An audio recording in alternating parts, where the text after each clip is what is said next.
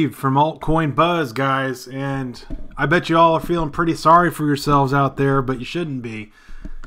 Unless you're actually looking to sell all of your holdings right now, what the heck does the price matter? So I'm just going to start off by saying that, because this isn't one of those silver lining in every storm cloud type of scenarios. This isn't one of those, it's all going to be better tomorrow, just hang tight. But speaking of which, I don't think some of you have the patience or understanding of knowing what the term HODL means, aka hold on for dear life, or just simply hold. You know, when you're in an investment position that's on the downturn like we're doing right now, you have to HODL. And some of you are like, oh my gosh, but I have been HODLing. For like what? How long have you been HODLing? 2 weeks? Come on, man. I'm sure you guys have like left food in the refrigerator and still been tempted to eat a piece of pizza that's been out that long, right? So let's not sit here and say that we've been holding on to our assets for 2 weeks and then all of a sudden we're now panicked, because I see a lot of panic and I haven't really been doing anything with my positions. Like, it's a great time, I think, to be stocking up, although I'm not 100% convinced that the market has kind of normalized or actualized, whatever you want to call it, and settled into its comfort zone. There's just been FUD after FUD after FUD, and a lot of media outlets, as I mentioned yesterday in my video, are just feeding on it, because what they want to do is have you click on the news story or tune into their news channel, buy into their total line of BS, click on some ads for some other clickbait, and go on into this advertisement like death spiral of which you guys are just clicking things until you go to bed at night and wonder if it's even worth waking up in the morning. So guess what? Get over it. Everything's doing all right. It's down. You know, if you were buying Ripple at $3 and something, why? And if you're not buying it at 88 cents, why not? You know, maybe it's because you don't like Ripple, and that's understandable. Some people just don't like it in particular, but there's a lot of opportunities here that 3 weeks ago would have looked like a total buying opportunity, right? Now, is Bitcoin going to drop below $8,000? Possibly. Is it going to bounce back? Well, I've certainly been seeing some support of the coin. So we're seeing the price start to rebound a little bit. Let's go into the charts and look at the 1 day, because there's been a lot of price action, 13% in 1 day. So right when I was starting to address the situation, the market was really near the all-time daily low. And then now it's starting to pull back up. But there's been a lot of ups and downs throughout the day. And there's just a lot of bad news out there, right? Everyone's afraid that their precious little Bitcoin is going to get regulated into death. And here's what's really going on. Forget the news. The news can say whatever they want. It's people like you and me and other people that are just like us that are out there doing the dirty deed of liquidating the crap out of their coins, and it's across the entire market, because it seems like we're back in that crazy status where what Bitcoin does, the market does.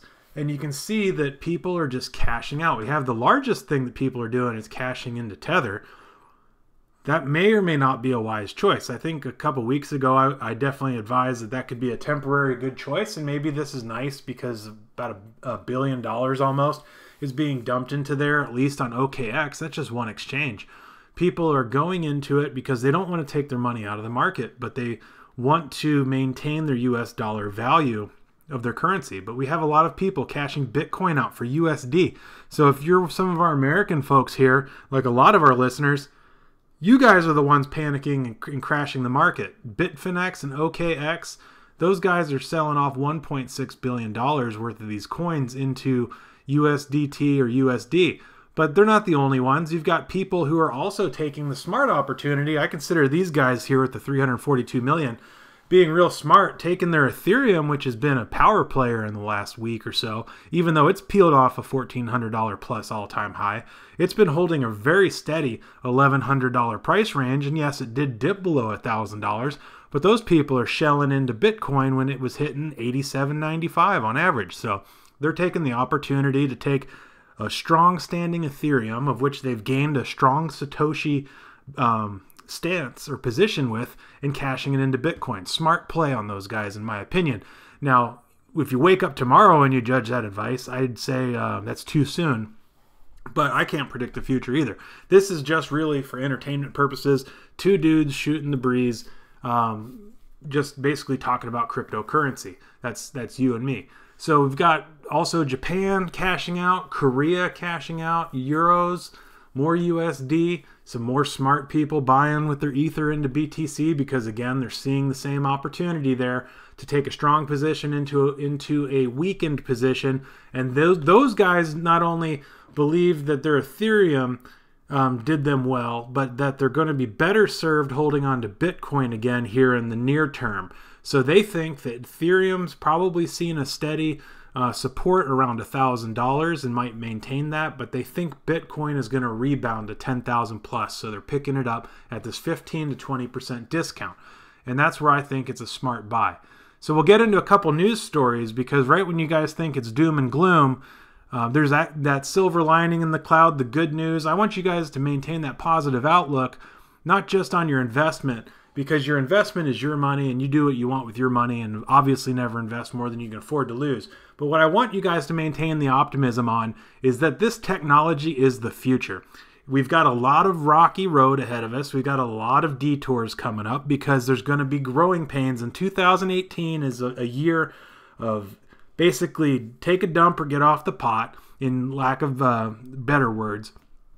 These projects have to put up or shut up.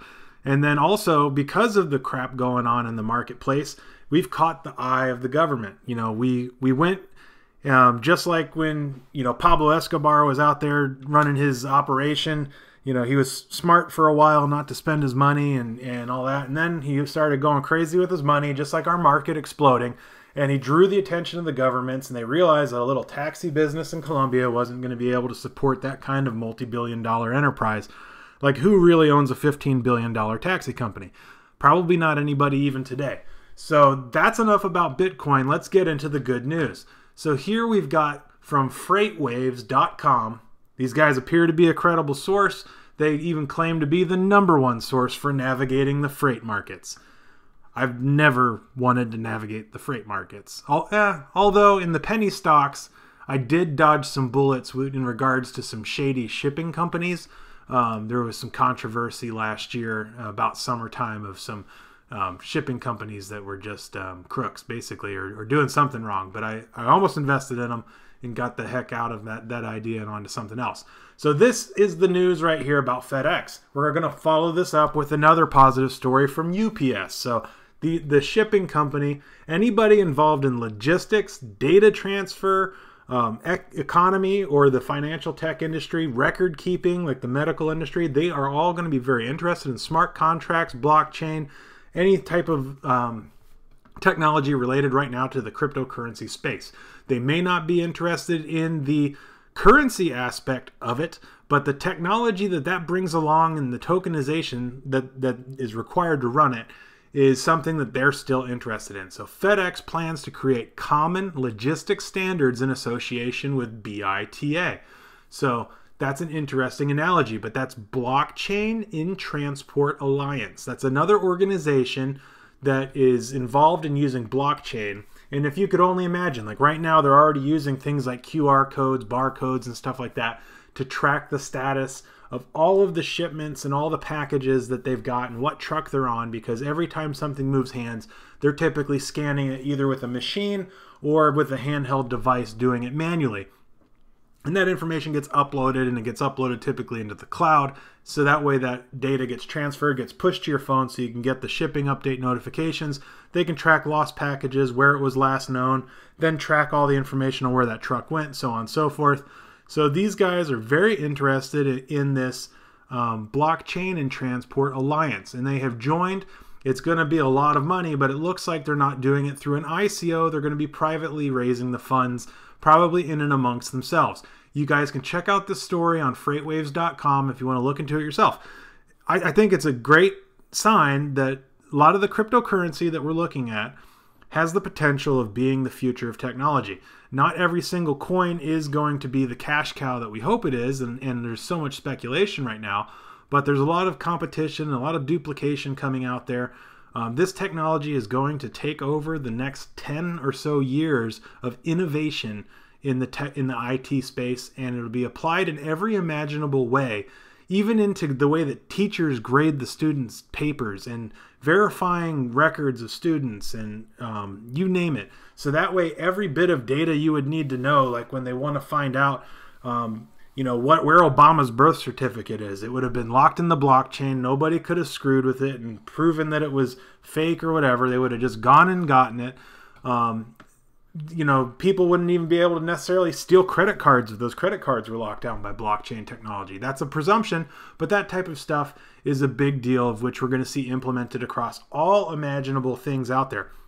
Another thing to note is even the food industry is going to be revolutionized. And we've talked about a few ICOs in the past that are bringing about integrity into the food processing and food distribution industries.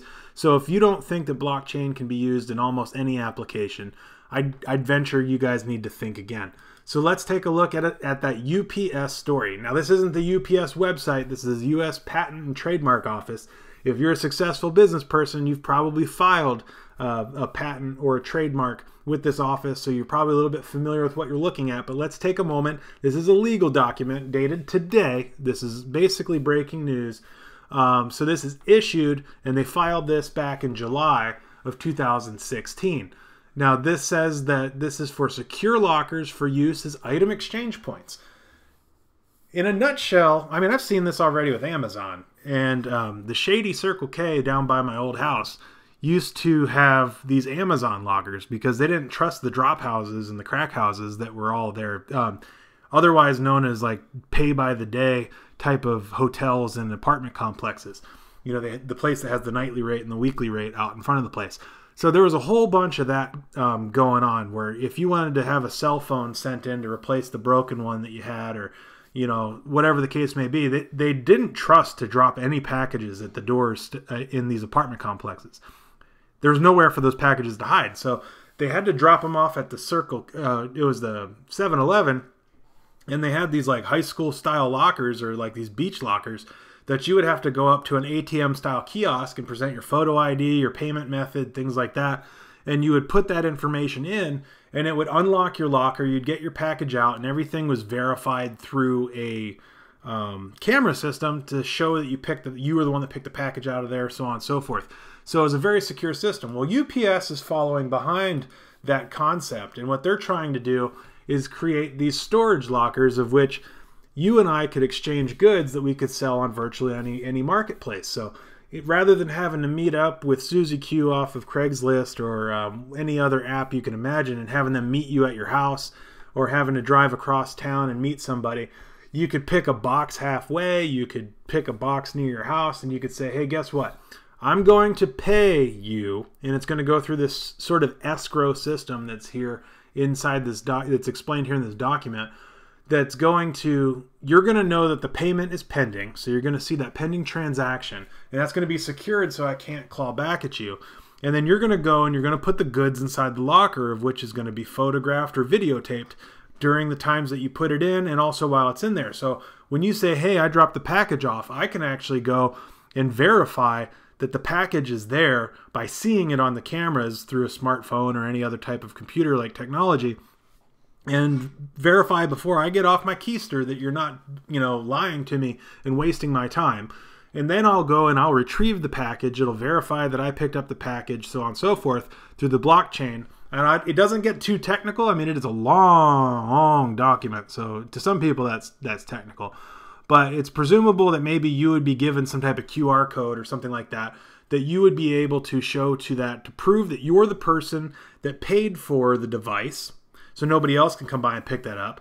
And that when you go and present that and you get photographed or videotaped taking the package out of the locker, you're going to then be releasing the funds out to the person out of this account.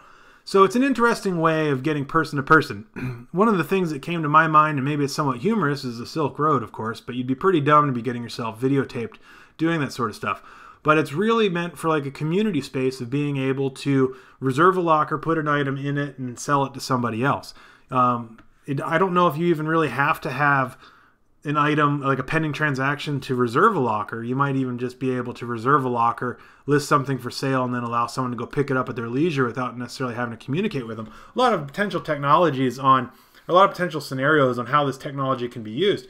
But this is another major player, another big company that's using the blockchain in some sort of logistics or technology-based project. So this is something that's really big that I want you guys to be aware of. Now, are there any other good news stories that you guys see out there in regards to cryptocurrency? Just comment those below. I'm looking to see what's going on.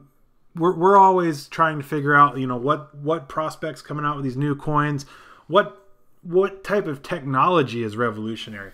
And I see these other companies, they're really just copying the concept. You know, they're copying like Bitcoin Core or some other type of code base that's really simple or more commonly understood, of which they're going to implement for their logistics solution. But you have other programs that are led by strictly by cryptocurrency-based companies like IOTA and stuff like that are looking to get into the space and find partnerships with these businesses and become legitimate projects of which deliver a good or service to the community.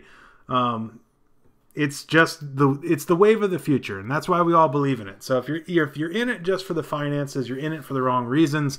But that's not to say that crypto is just like a Playboy magazine where you should just be buying it solely for the articles. Obviously, there's a little bit of sizzle that should be involved in it. And yes, we'd like to see a return on our money. For at least crap's sake, we'd like to be able to see our money stay steady and predictable. But this market is like razor thin. When we want to look back at the market capitalization, there isn't really $431 billion in that market. Just like there was never really $830 billion in there at the all-time high. We haven't lost $400 billion worth of cash. What we've lost is $400 billion worth of calculation because people are going out there in a panic and they're trying to sell their coins fast. So they're typically lowering the price well below what the next person in line is asking for their currency. And they're undercutting because they want to be first in line to get cash out. That's what's panicking. And it's the opposite when there's a demand. People are wanting to make sure that they get the coin as cheap as possible, but those low bids get bought up so fast that it ends up where people have to settle and buy the next highest bid just to be able to fill their orders. So comment below, hit the subscribe button. There's not a lot of people out there researching cryptocurrency right now, which puts you at an advantage if you're already in the marketplace. All those people who got out because they couldn't get on to Binance and all these other problems and the boohoo stories you heard out there, think of this as being like a reset back into November. So you just got that fresh turkey and pumpkin pie settled in your belly and you're thinking to yourself, like, what have I got myself into with this cryptocurrency? Hang tight because another boom like December will come along. Hopefully we've matured a little bit to where we can actually hold on to some of that growth for a longer period of time. But I want you guys to stay tuned, stay invested, and stay smart. This is Steve from AltCoin Buzz signing off.